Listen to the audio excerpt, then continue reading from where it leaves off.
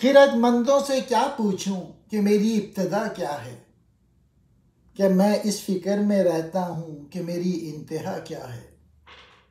خود ہی کو کر بلند اتنا کہ ہر تقدیر سے پہلے خدا بندے سے خود پوچھے بتا تیری رضا کیا ہے۔ مقام گفتگو کیا ہے اگر میں کیمیا گر ہوں، یہی سوز نفس ہے اور میری کیمیا کیا ہے۔ اقبال کہتے ہیں کہ میں حکمہ سے یہ دریافت نہیں کرنا چاہتا کہ میری ابتدا کیا ہے، کیونکہ میں جانتا ہوں کوئی فلسفی اس بنیادی سوال کا صحیح اور تسلی بخش جواب نہیں دے سکتا کہ انسان کی ابتدا کیوں کر ہوئی۔ اس کے بجائے میں یہ غور کرتا ہوں کہ میری انتہا کیا ہے، یعنی روحانی اعتبار سے انسان کہاں تک ترقی کر سکتا ہے۔ اور چونکہ اس سوال کا جواب مل سکتا ہے، اس لیے میرا فرض ہے کہ میں روحانی ترقی کے لیے کوشش کروں۔ انسان کو یہ سوچنا چاہیے کہ وہ کس غرض سے پیدا ہوا، اس کا مقصد کیا ہے، اس کا نصب العین کیا ہے۔ اسی سوال کا اگر صحیح جواب اس کو مل جائے گا تو زندگی میں انقلاب پیدا ہو سکتا ہے، پھر اس کو ویژن اور مشن مل جائے گا اپنی زندگی کا۔ اقبال کا یہ شعر خود ہی کو کر بلند اتنا بہت پڑھا جاتا ہے، لیکن معلوم ہوتا ہے اس کی حقیقت کو سمجھنے کی کوشش بہت کم کی گئی ہے۔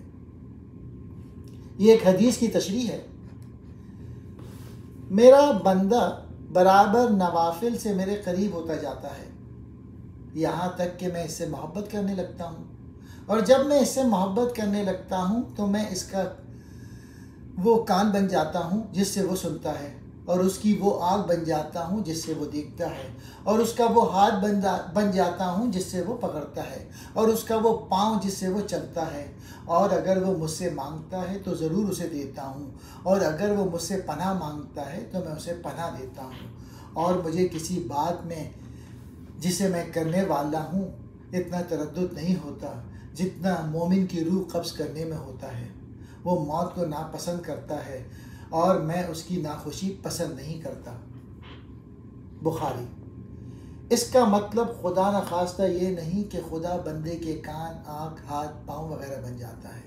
مراد یہ ہے کہ بندہ اپنے آپ کو خدا کی رضا میں گم کر دیتا ہے، لہٰذا خدا اس کے تمام اعمال کو عزت کے لیے اپنی طرف منسوب کر لیتا ہے، اور یہ ایک طریقہ بیان ہے خدا کی انتہائی محبت اور رحمت کے اظہار کے لیے۔ ہم کہتے ہیں کہ انسان اپنی خودی کو خدا کی رضا میں گم کر دے تو یقیناً اس کے فیصلے اس دنیا میں بظاہر خدا کے فیصلے سمجھے جائیں گے۔ تو خودی کو ترقی دیتے دیتے اتنی بلندی پہ پہنچا دے کہ خدا رحیم و کریم کسی معاملے کا اندازہ مقرر کرنے سے پہلے تجھ سے پوچھیں تو کیا چاہتا ہے۔ انسان خودی کو انتہائی بلندی اور عروج پہ لے جائے تو اللہ تعالیٰ اس پر مہربان ہو کے اپنی رضا اور انسان کی سوچ میں ایک طرح کی ہم آہنگی پیدا کر لیتا ہے۔ یہ مقام خدا سے انسان کی انتہائی قربت کی دلیل ہے۔ کیمیا گر کے لغوی معنی ہیں وہ شخص جو ادنیٰ قسم کی دھاتوں کو سونے میں تبدیل کر دے، لیکن اس شعر میں اس لفظ کو بطور اصطلاح اپنے لیے استعمال کیا ہے، جس سے اقبال کی مراد ہے کہ میری شاعری میں یہ تاثیر ہے کہ اگر کوئی شخص اسے سمجھ کر پڑھے تو اس کی ذہنیت میں تبدیلی پیدا ہو سکتی ہے، یعنی اس کے دماغ میں بلند روحانی خیالات پیدا ہو سکتے ہیں۔ اس شعر میں وہ اس تاثیر کا سبب بیان کرتے ہیں۔ اگر میں کیمیا گر ہوں تو اس میں کوئی تعجب کی بات نہیں۔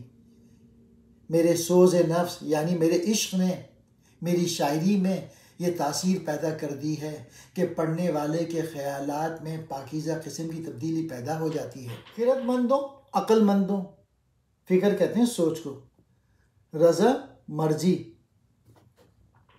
کیمیا گر سونا بنانے والا، سوز نفس جذبہ عشق کی حرارت۔